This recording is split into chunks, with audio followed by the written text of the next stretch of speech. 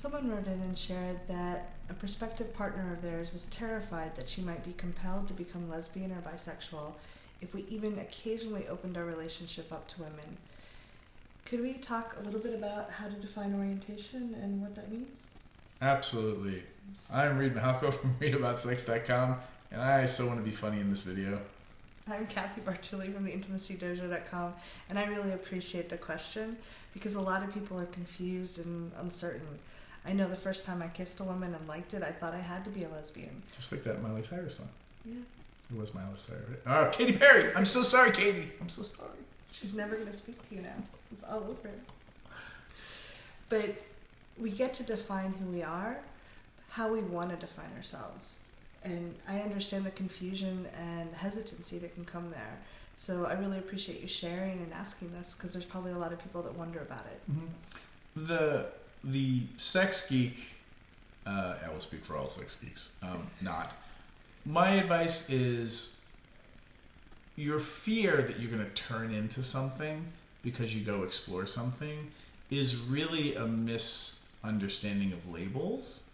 Like, we're taught that things in life are very black or white. You know, you must be this or that, or, you know, Republican or Democrat. So if you like kissing girls, then you must be a lesbian. Mm-hmm. Or if you like sucking dick and you're a dude, you must be gay.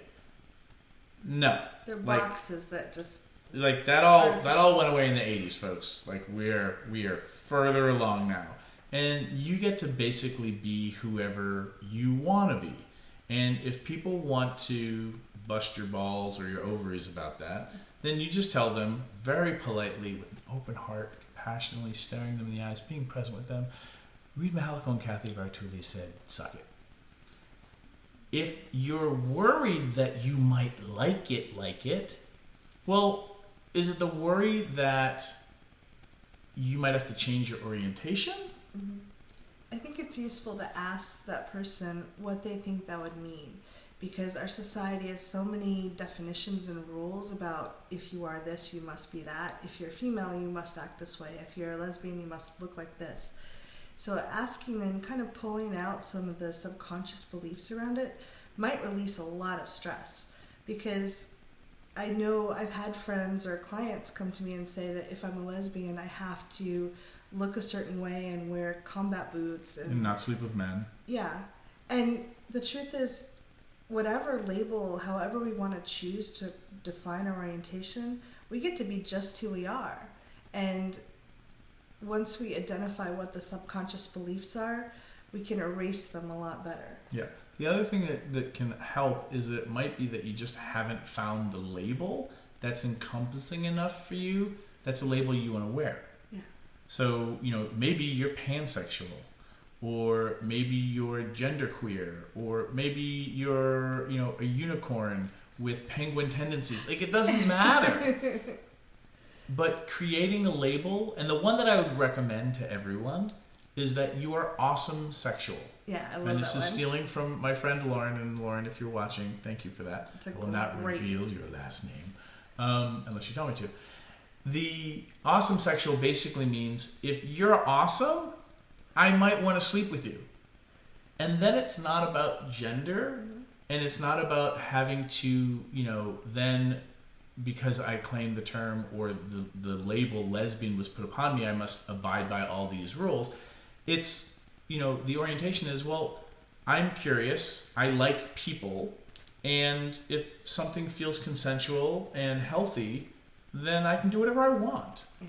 And so then you don't have to be, your identity doesn't have to be defined by the labels, and you can take labels and reappropriate them and make them mean whatever you want. Like, you're a lesbian who sleeps with men, or you're bisexual, but for the most part you sleep mostly with, you know, the opposite sex. Like, whatever that is for you, you get to create and claim those terms as an act of reclamation. And maybe there's a term already out there that works really well for you, you just haven't run into it yet.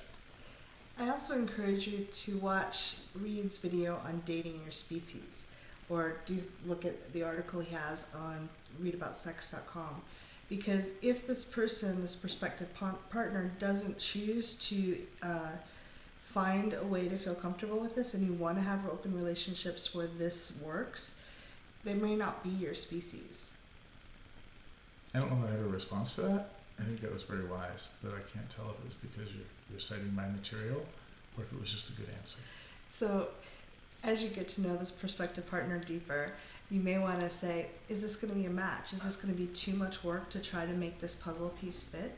And just have a boundary for yourself. How far am I willing to go outside of my comfort zone and my compatibility to find a relationship? Mm-hmm. And maybe you just look at labels and exploring things in your life like a Rubik's Cube. You just keep changing. And that's the nature of how you want to play with your sexuality and your relationships. The important thing, I think, is to give yourself permission to not be perfect, to try things and to also not like them, as well as try things and like them. And that you liking something doesn't mean you have to change your identity or how you present yourself in the world. Yeah, if you kiss a woman, you're not automatically forevermore labeled as a lesbian, and you can say, I love that, do that more, or I never want to do that again. It's okay.